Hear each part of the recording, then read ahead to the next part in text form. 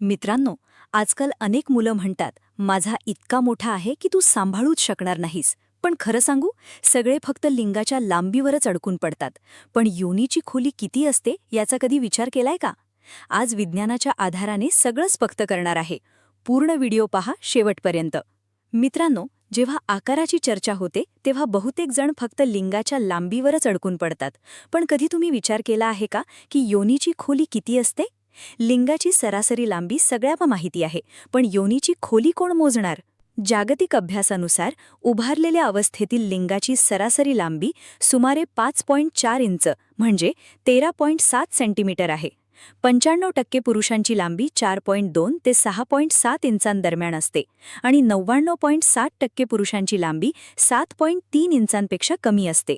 जर एखादा पुरुष पूर्ण प्रवेश करू शकतो तर योनीने त्या लांबीला सामावून घेणे आवश्यक असते. एका बाजूला की असेल तर दुसऱ्या बाजूलाही की हवीच. चला, आज आपण योनीच्या सरासरी आकाराबद्दल बोलूया. यावर अनेक वैज्ञानिक अभ्यास झाले आहेत. एक अभ्यास इंटरनॅशनल युरोगायनेकोलॉजी जर्नलमध्ये प्रसिद्ध झाला. त्यात 80 निरोगी महिलांच्या MRI स्कॅनचे विश्लेषण करण्यात आले. त्यात सरासरी योनीची लांबी 9.8 सेंटीमीटर आढळली. रेंज 5 सेंटीमीटर ते 14 सेंटीमीटर म्हणजे 2 इंचांपासून ते 5.7 इंचांपर्यंत होती. ही लांबी फक्त विश्रांतीच्या अवस्थेत मोजली जाते. उत्तेजित अवस्थेत योनी नैसर्गिकरित्या लवचिक होते आणि बऱ्याचदा दुप्पट आकारात विस्तार पावते. तुम्हाला वाटत असेल की 6 इंचाचं काय होईल? काळजी करू नका. उत्तेजनाच्या वेळी योनीचे स्नायू आणि उती खूप लवचिक होतात. दुसऱ्या अभ्यासात American journal of obstetrics and गायनेकोलॉजीमध्ये 3200 महिलांचे विश्लेषण केले गेले. त्यात सरासरी लांबी 9.4 सेंटीमीटर म्हणजे 3.7 सेंटीमीटर आढळली. लंडनच्या एलिझाबेथ गॅरेट अँडरसन हॉस्पिटलच्या अभ्यासात 50 महिलांमध्ये सरासरी 9.6 सेंटीमीटर म्हणजे 3.8 इंच आढळली, ज्याची रेंज 2.6 ते 4.9 इंच होती. लैंगिकरित्या सक्रिय आणि निष्क्रिय महिलांमध्ये योनीच्या लांबीत फारसा फरक आढळत नाही. एकूण सांगायचे तर एखाद्या महिलेची सरासरी योनी लांबी 9 ते 10 सेंटीमीटर असते. सामान्य रेंज 6.5 ते 12.5 सेंटीमीटरपर्यंत असू शकते. योनीची रचना बाटलीच्या घशासारखी असते. बाहेरची बाजू अरुंद आणि आतली बाजू रुंद. यामुळे ती वेगवेगळ्या आकारांना सहज अनुकूल होऊ शकते. उत्तेजित अवस्थेत लुब्रिकेशन वाढते. गर्भाशय आणि गर्भाशय ग्रीवा वर सरकते, ज्यामुळे योनीत अतिरिक्त जागा तयार होते. याला टेंटिंग म्हणतात. यामुळे 1 ते 2 इंच अतिरिक्त लांबी मिळू शकते. बहुतेक महिलांना आनंद मिळण्यासाठी प्रवेशापेक्षा भगशेफ म्हणजे क्लिटोरिसची उत्तेजना जास्त महत्त्वाची असते. त्यामुळे आकार ही एकमेव गोष्ट नाही. मित्रांनो, जास्त खुश होऊ नका. इतकी जागा होत नाही की ट्रक पार्क होईल. योनी ही डोरेमोनची जादूची पॉकेट नाही.